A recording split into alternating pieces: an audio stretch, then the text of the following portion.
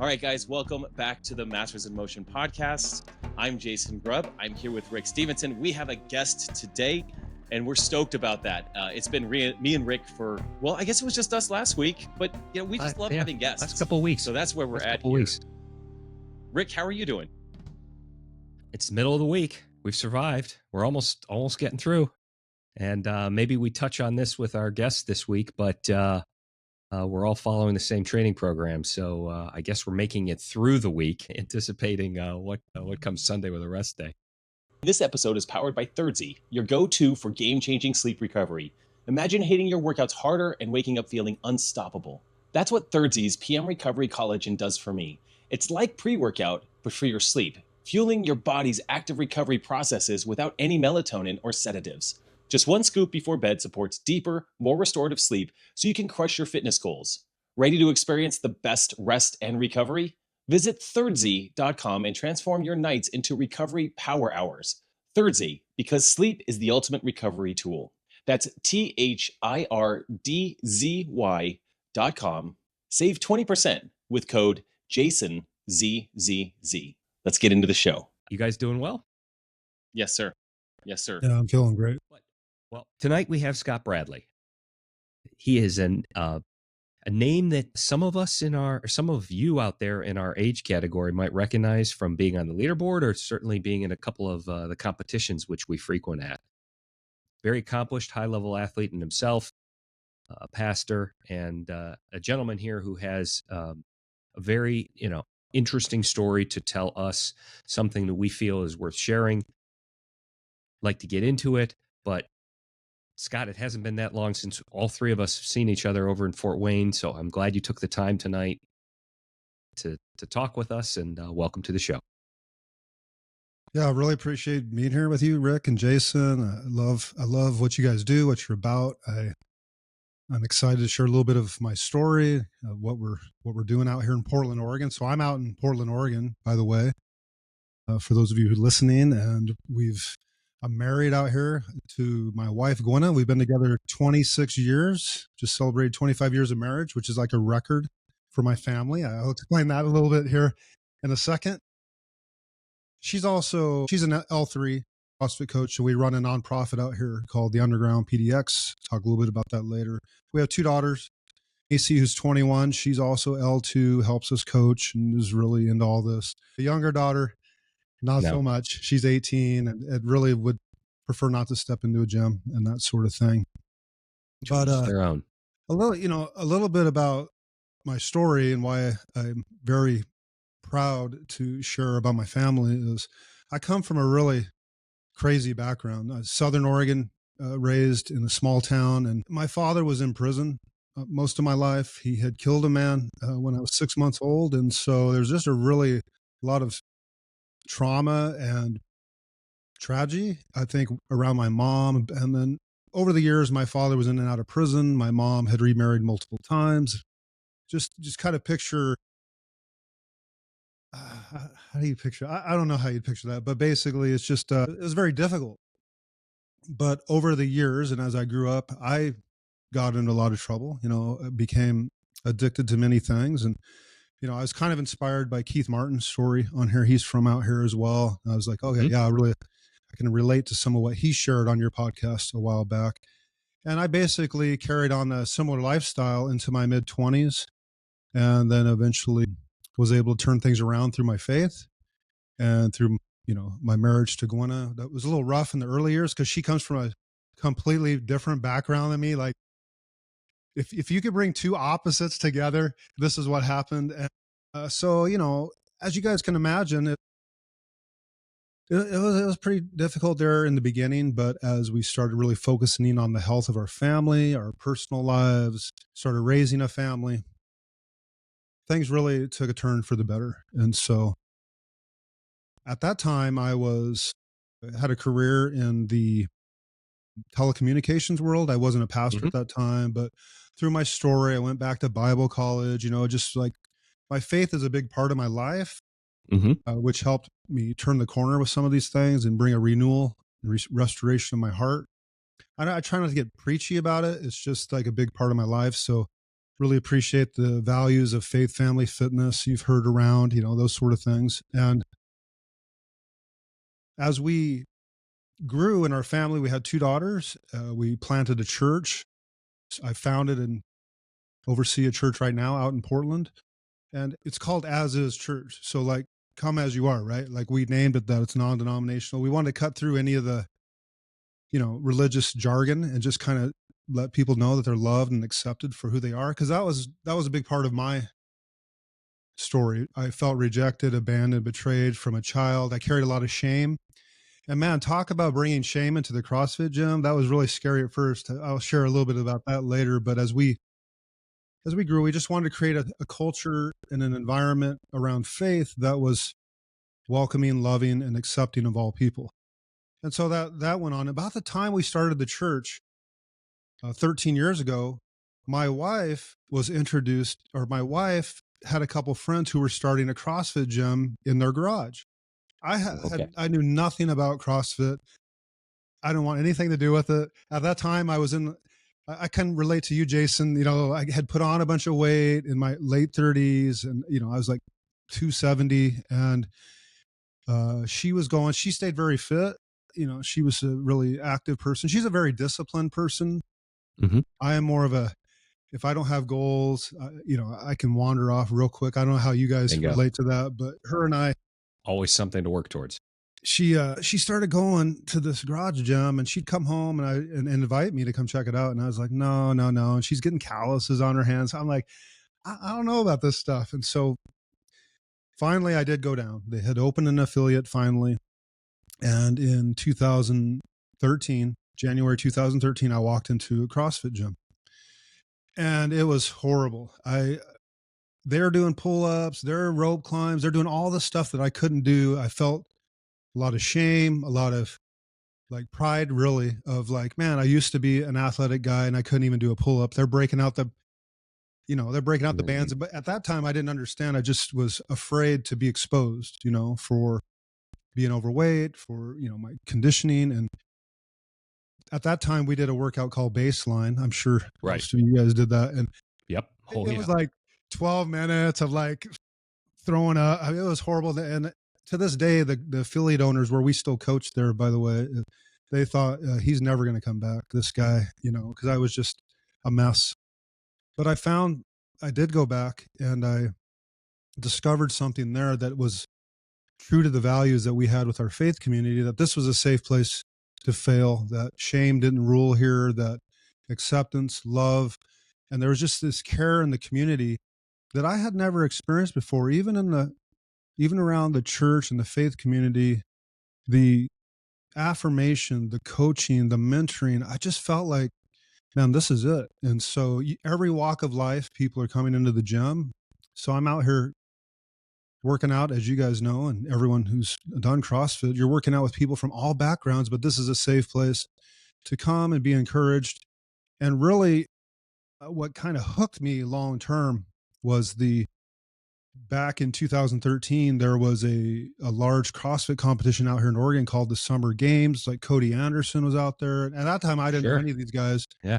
We drove over as just a ragtag group. None of us were really familiar, but we're like, we're going to go try this competition. It was a 2-day, competition. And I signed up scaled, and I was 39 at the time.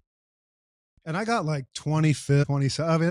It was 110 degrees out in the heat in the desert of Oregon, but I walked away. We left there, and I thought, they're really doing nothing here in this competition that we don't do in the gym. If I would just dial in my nutrition, start working towards my goals, and just started setting some goals, bigger goals for myself. And at that time, Masters was 40. So I was getting ready to turn 40. And I'm like, man, I don't have to compete against these guys. And it just really lit a fire. And so for many years, was training. We started coaching at that affiliate and through the church. We were, engaging, kind of crossing over the two cultures. And it was just really amazing. My wife and I both went and got L1 and L2. And then eventually this had changed my life so much, impacted my life so much, not only around the fitness, but my desire to help others through my faith, that I reached out to the local schools and the city of Gresham out here where I'm from, and said, let's start working with at-risk youth. Let's start Mhm. providing, let's start coaching these kids. They need mentors. It's something that I didn't have growing up.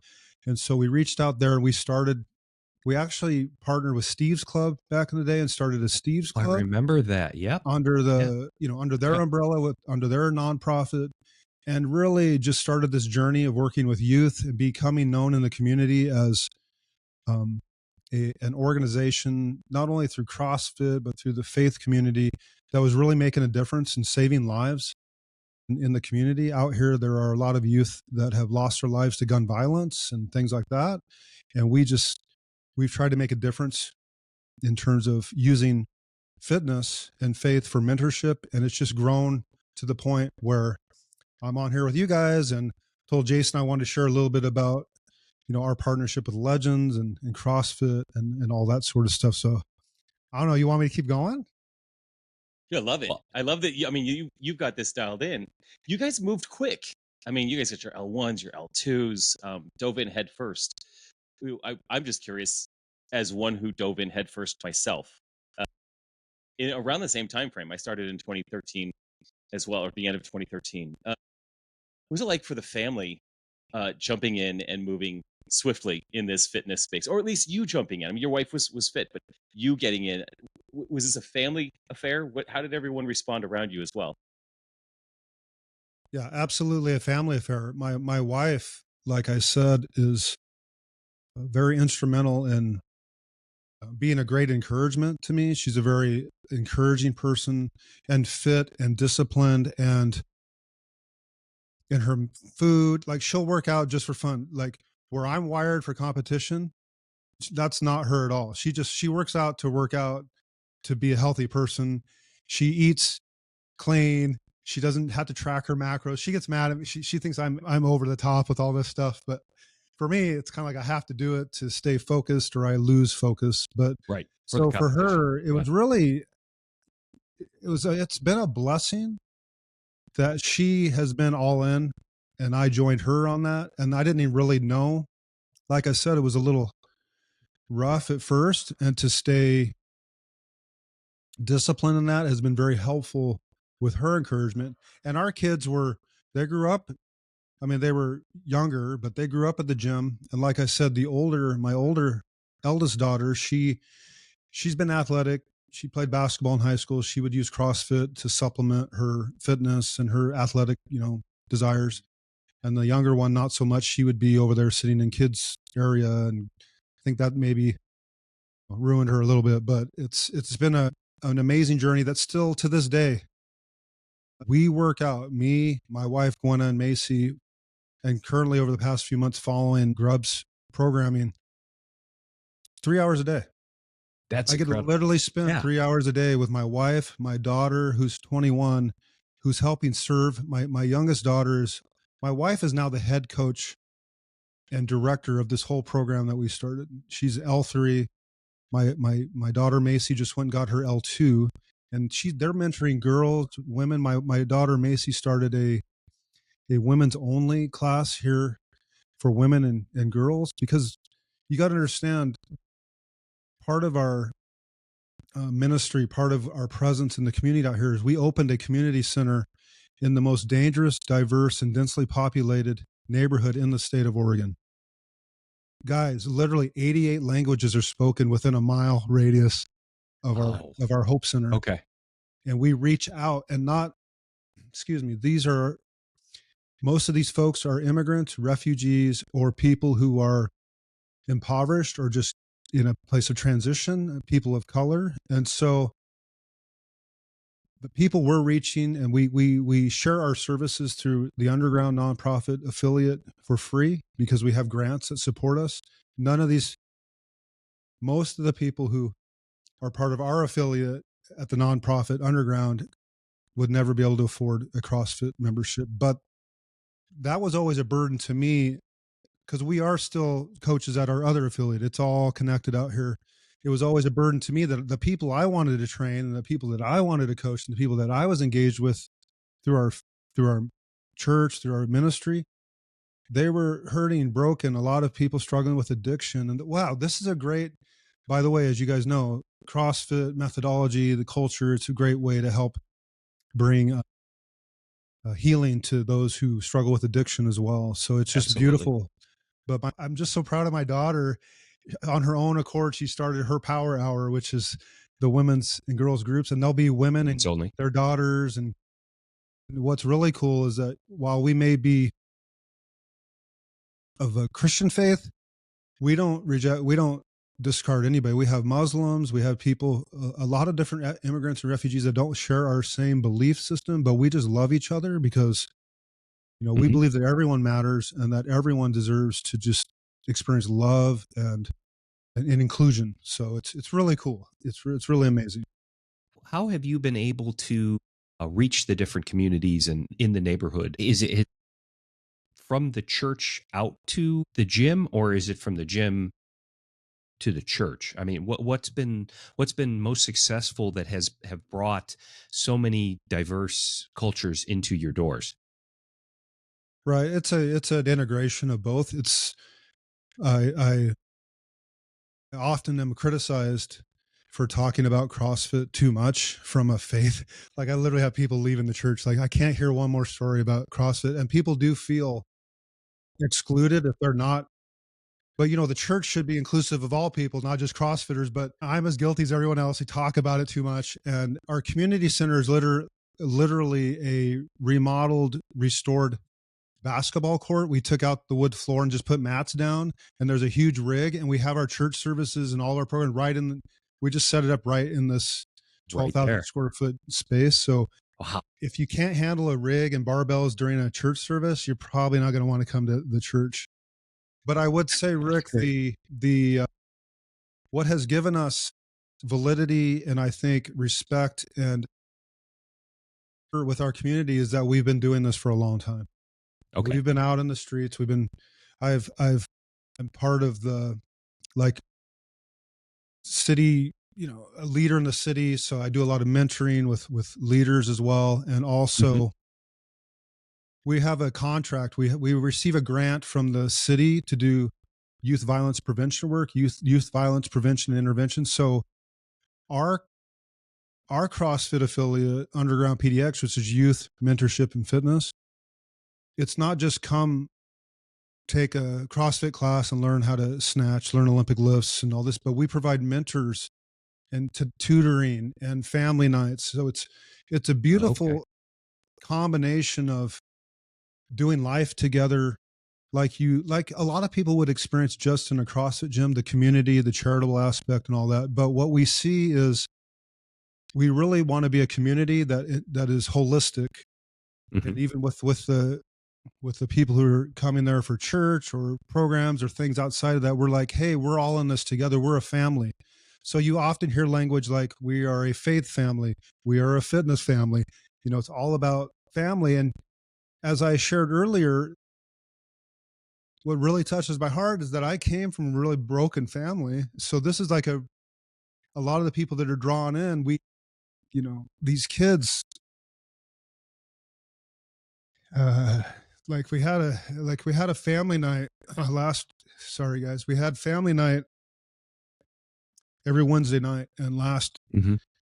last Wednesday we had the costume party and all that. And I know a lot of these kids, the single moms, bring their daughters, and this one African American woman who I love very much brought her daughter Indigo in, and they're part of our community. And she was dressed as a princess, and we had like a little dance contest. And she didn't want to dance by herself, so I went up and danced with Indigo, and it just touched my heart. This girl has no father to notice her, to be there for her, to protect her, and it's just our heart breaks for some of the the Hmm. challenges that they're going through. And I remember feeling that way without a father and stepfathers coming through. And so what we're doing, and I think what we're blessed to be a part of, is just changing lives and standing in the gap for people and for kids in a community that's really broken and under resourced around these sort of things. And so it's really a cool opportunity to be involved. And so when we've been doing this for years, because we a little side note, we've had a lot of people reach out to us, like last year Legends, when we got some exposure, and then what's her name?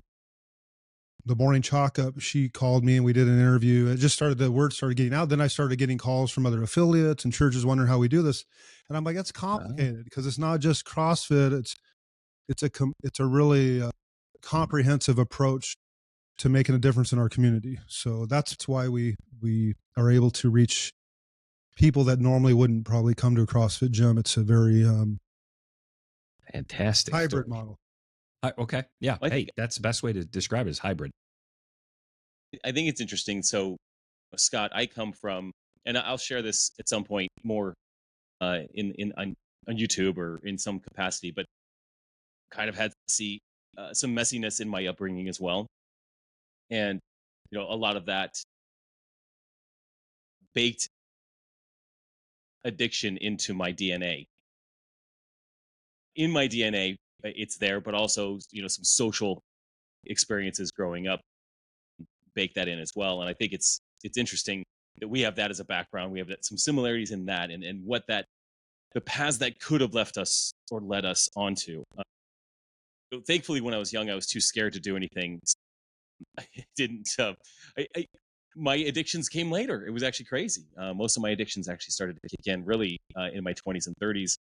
But for me, CrossFit became something that was very helpful in that, and helpful in me, changing some of those behaviors and shedding a lot of those addictions. I'm curious about your thought and your experience in that, and the people you work with in your own life, how you see that connection between CrossFit and addiction. Like, why see it a lot? I feel like I see it a lot. What do you see there? Very close. Yeah, I think the intensity of it, especially when you first join in, you kind of lose yourself in the pain and the emotion. There's a lot of similarity in what you get from it, the feeling, the overwhelming experience. What I've discovered in my life, and others who have stuck with CrossFit as kind of a therapeutic exposure to things, it really, if you'll stick with it and find the right coaches and the right culture, it allows you to identify your fears and move towards them. Addiction for me was rooted in fear, rooted in numbing the pain, the trauma, running from it because I didn't know how to feel it. I didn't know how to express it. It wasn't safe. The world was not a safe place for me. And so you're always medicating or running, that sort of thing. And escaping. And if you guys are familiar with Enneagram, I'm an 8. So an 8, when they start to feel, they do. Like my personality type, and I've discovered this over time, is that if anything starts getting weird, I feel like things are starting to control me, I'll do something. And CrossFit, actually, you can go do something about it. But what I've learned over the years, and I think where I've healed and grown to become a better husband, a better coach, a better pastor, a better leader, is the principles and the experiences that we have in the CrossFit gym of facing our fears, doing things that we didn't know. Like, I didn't know how to handstand walk. I didn't know what a ring muscle up was. I didn't even know about Olympic weightlifting, and being in a vulnerable place, but having that affirmation and coaching and culture when people are right next to you, learning the same, it's a healing environment. It is a healing that takes place neurologically. Absolutely. Yeah. I'm not sure how much you guys have done on neuroscience and all the pliability of the brain and the new neural pathways. Like, this is happening at every gym. I wish we could get the word out more, because Jason, I went down some paths. I've been incarcerated. I've been in drug and alcohol treatment 4 times. Like, I was sexually abused. I went through a lot of heavy stuff as a kid. Like, how do you heal from these things?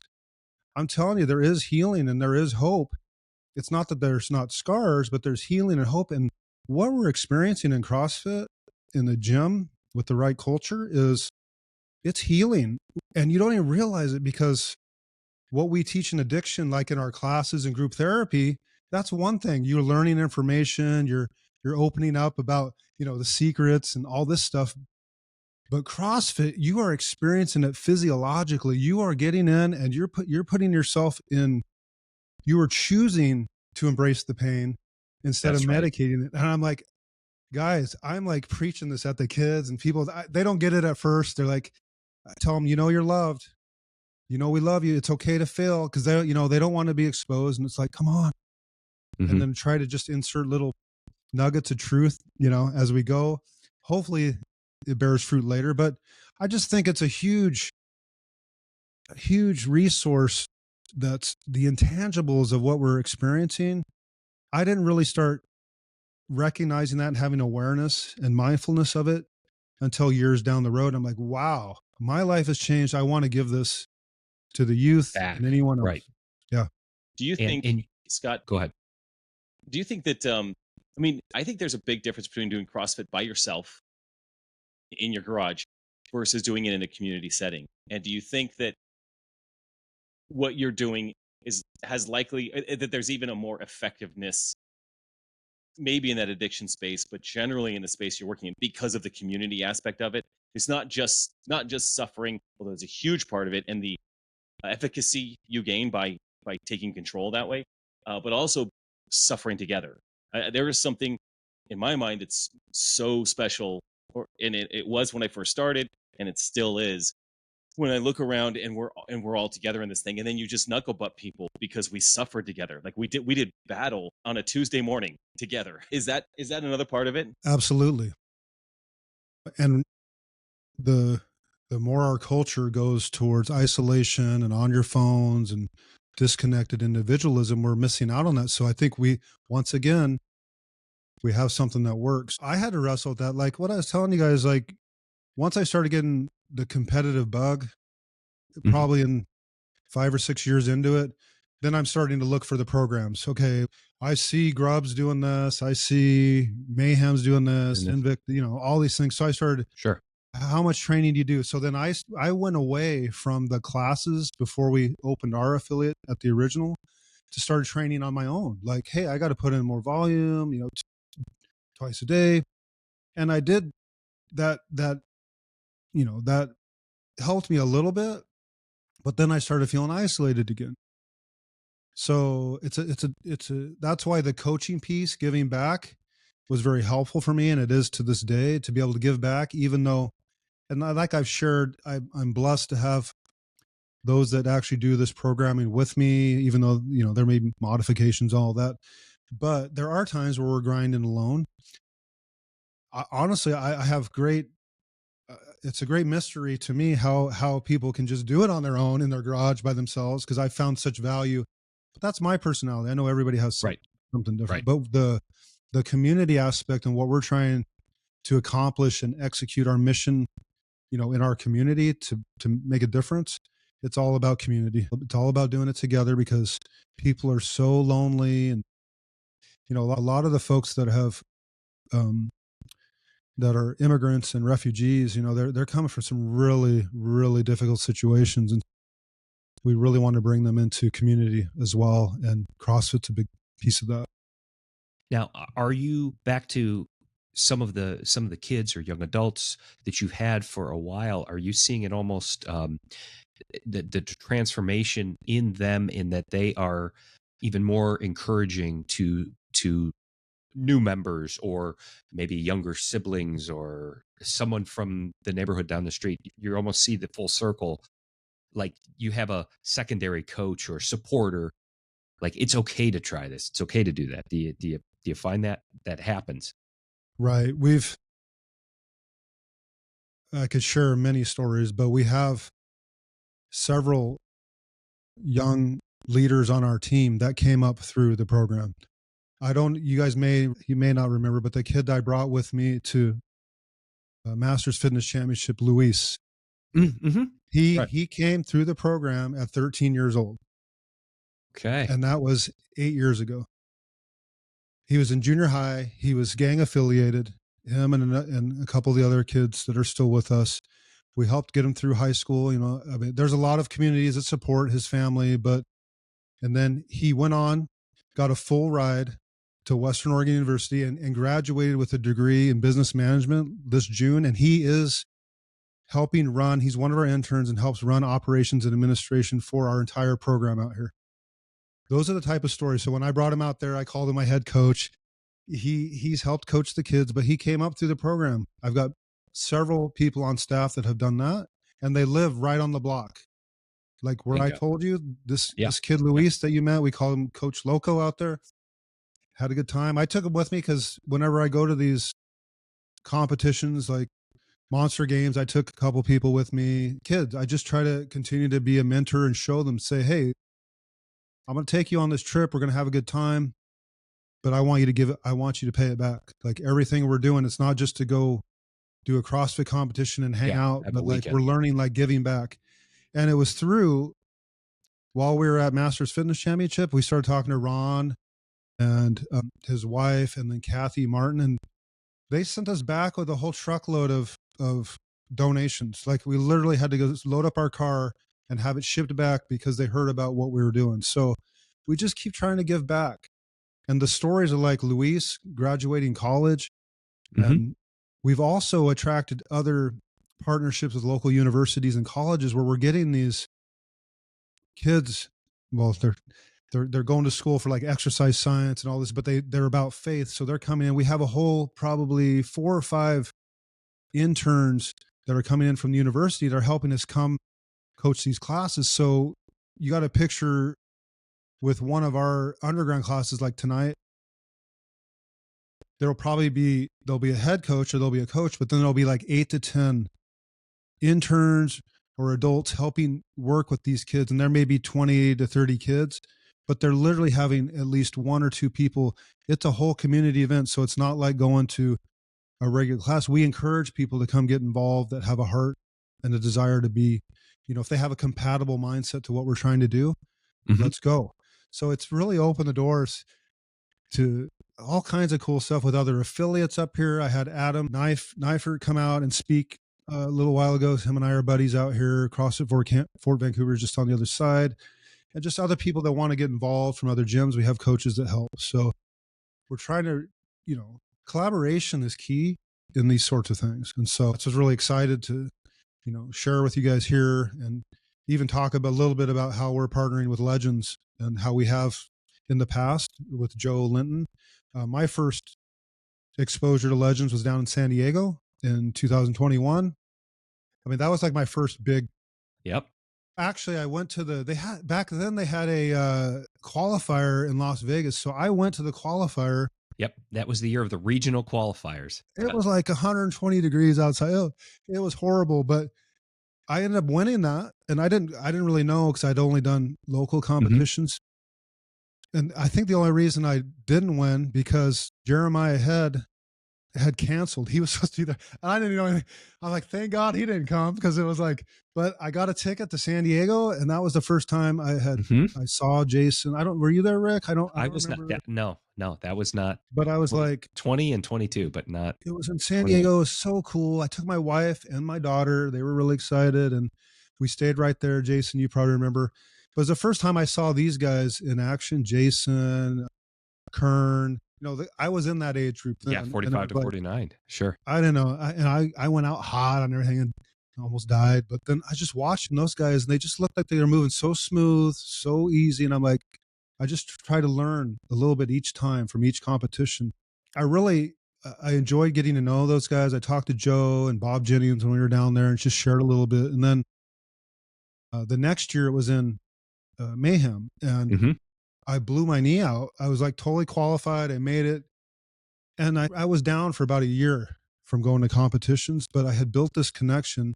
So when it came to Phoenix Legends last year, I had reached out to those guys, Bob and Joe and Jason Ansley that runs he's part of that now.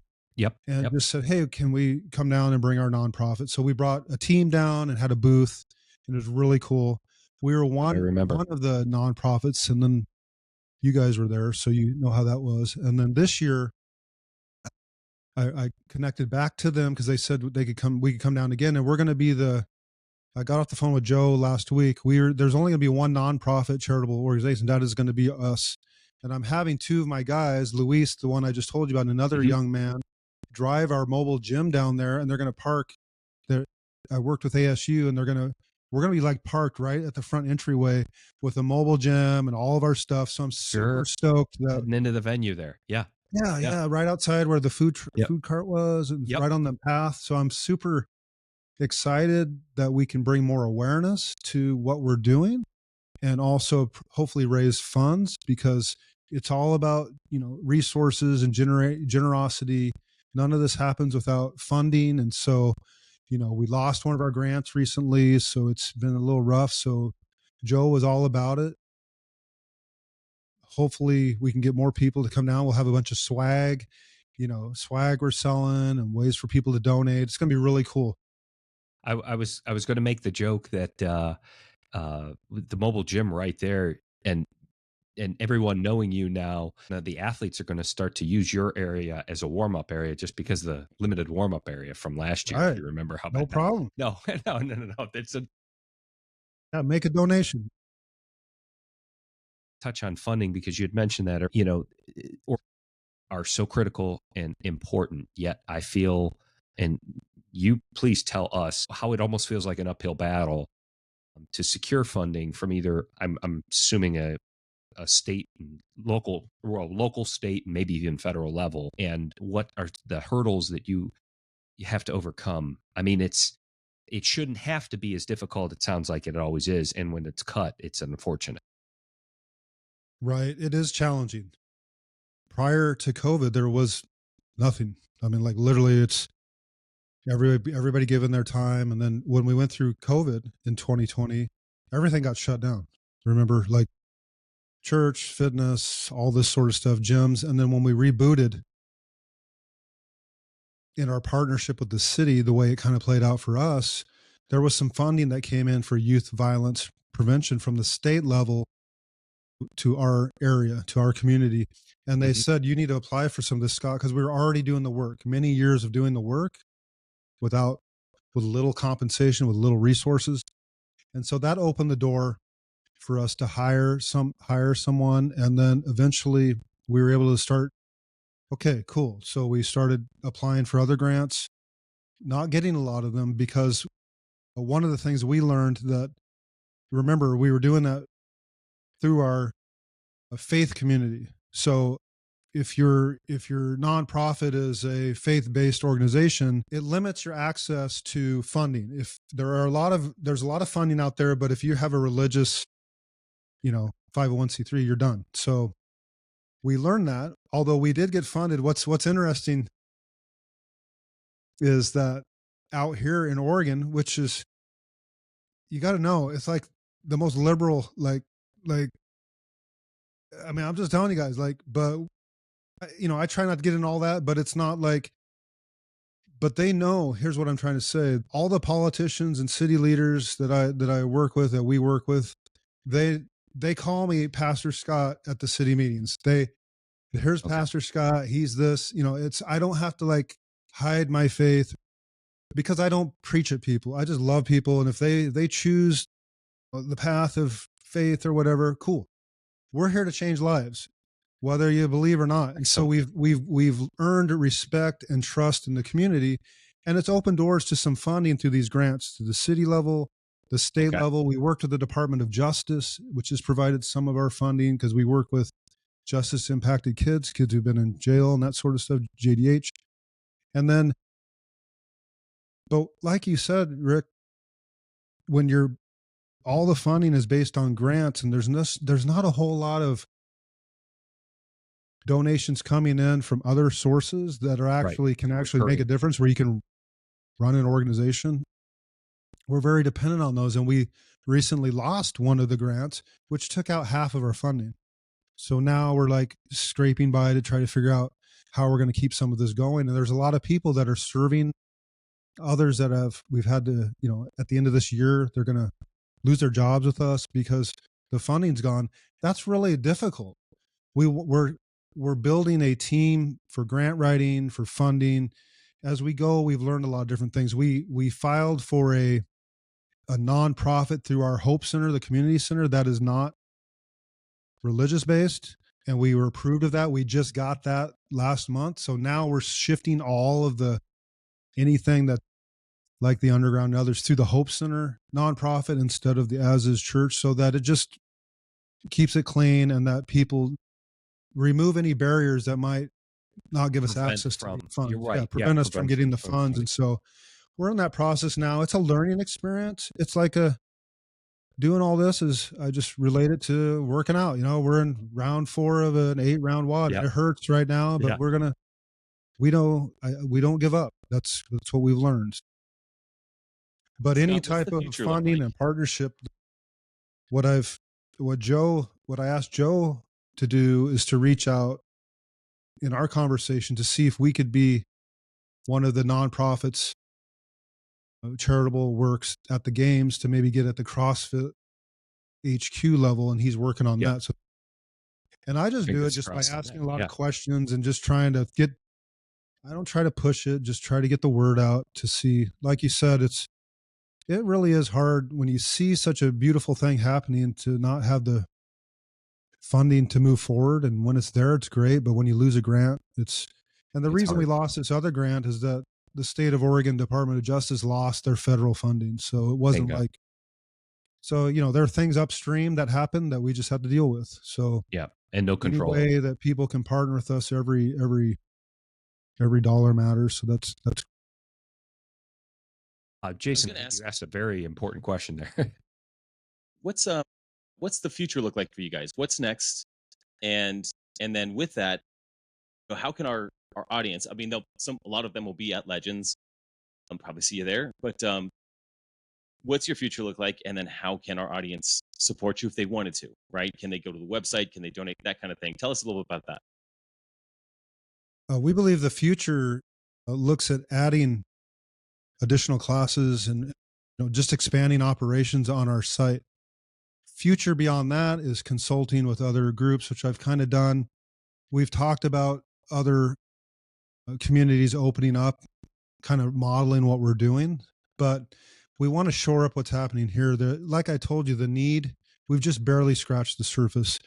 And so we figured if we can really dial in for the short term, the neighborhood and the community here out in Oregon, East County, Portland, like we got our hands full. Like I'm just telling you, but we do have interest in replicating that and expanding, but let's shore up the funding. Let's diversify the resources here to get it stable, get the foundation good. And if people want to check out what we're doing, you can go to undergroundpdx. That is the website. There are other websites, but that is the main point. And we're on all socials, so you can catch us on Instagram, TikTok, Facebook. We got it all. Underground PDX, and from there you can see links to the other things that we're doing. Like I said, Hope Center PDX, which is the community center model, and some of the other cool things that are happening up. Excellent. Very cool. Very cool. I was just looking it up on my computer.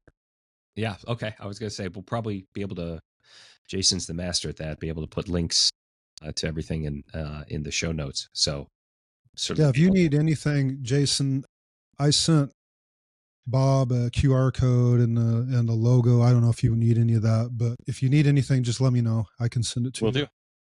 We'll do. That's awesome. On our website, we have videos promoting Legends, promoting our work. We're also everyday heroes in the news up here, stuff like that. So it's really cool to see. It's just what I want to encourage people, even at master's level, like our story isn't done. I liked what you put up recently, Jason. Like today is the youngest I'm ever going to be. I was like, I've been telling people that like our stories could just be beginning, look at the impact we're having now. Mm-hmm. Things that are happening that I wasn't even aware of. Like I had no idea that CrossFit would even be part of my story 15 years ago. Now it's such a huge part. Like we have to be willing to try new things, to risk. And even though it's really uncomfortable, man, people's lives can be changed because of that. Even with those of us who have a rough background, like, man, that's part of the story. We've been redeemed, and we want to share that with others through our fitness journeys, our faith, or family, whatever we've got going on. So it's really cool. Well, this is not just a hobby. No, it's not a hobby. And guys, I'm not quite the level you're at, but I'm a pretty competitive guy. And it's inspiring to a lot of these kids. Like, this old guy is still doing this Yeah, stuff. exactly. They see me in there. They'll come in, some of these kids, while I'm doing those 60-foot handstand walks and stuff that Yep. Jason likes to program. They're like, what is this? How are you doing that? And I'm like, I don't know. I just learned how to do it a few years ago. At your age, it's like, hey, Yeah. anything possible, man. Let's go. We get called, the old guys can do it. We can learn it younger. I wish. Yeah, there's young people coming in. They're like blown away by the type of things we're doing. So it's really cool. It's I like to inspire people that way, to say, hey, you know, don't give up. Try something new. Let's go. Well, you are on quite a roll. I have a conflict, and I'm not going to be able to be at Legends, but I know you will be there. And Right. I, of course, checked out our leaderboard, and it's going to be it's a really, really good field. And I will be, between Jason, you, and the others, I'm going to be watching that weekend on the leaderboard, having a lot of FOMO for sure. Right. Oh, love to be there. So your journey is you're counting down the days, and as you said, you have a goal, and it's easy to hold yourself accountable when you have something like that to work towards. So I certainly wish you the best of luck in December in Tempe. And I will say, having watched you at MFC, Scott, man, you've got some good things going, man. I think you're going to do really well. So you've got one more year, and then I'm going to come join you in the age group, and then we can compete together. Scott, this got to happen for me this year. Scott, he one more year. That every week with me now. I know. Yeah, I hear that. Yeah. We have an overlap. I was really surprised about Masters Fitness Championship. I felt healthy for the first time going there. Like I've got long-term knee injuries and some stuff like that, but it turned out pretty good. I really wasn't familiar with the level of competition, and a couple of the guys there, I guess, had been to the games and stuff. So I feel pretty good about it. We'll just see where it goes. You know, I'm super excited to see how things pan out. You are super cool under pressure. Like you have that face when you're working out. Like, I'm just here doing a job. You don't panic. You kind of chip your way through, machine-like, through the workouts, and that's something that you see in a lot of the top athletes. So it's just that there's no highs, there's no lows. You're there to get a job done. You get it done, and there's a breath of relief when the workout is over. You know, so you do hold a very level. You hold it really well out there. So yeah, it's gonna be fun. Rick, we're gonna miss you at Legends. We'll be thinking about you. I'll FaceTime you. How about that? Year. Yeah, there's always more. There's always plenty. And hopefully there'll be something. Maybe there'll be a live stream. If not, I know that there will always be someone doing Instagram live on my stuff. Anyway, it's going to be a good time. We have about a month until Legends, I guess. We're about a month out. 14th, 15th, something like that. Yeah. Awesome. That's 5 Well, weeks. Scott, thanks for jumping on, man. Rick, always good to see you. And guys, likewise. We'll see you next time. Scott, thank you again. Yeah, thanks, guys. I'll see you in Phoenix, Jason, and take care, Rick. Thanks for tuning in to the Masters in Motion podcast. We'd be so grateful if you could take a moment to leave us a 5-star rating on Apple Podcasts or your preferred podcast app. If you're watching on YouTube, subscribe to the channel. Your support helps us reach more listeners and grow our Masters community. Until next time, get bolder, not older.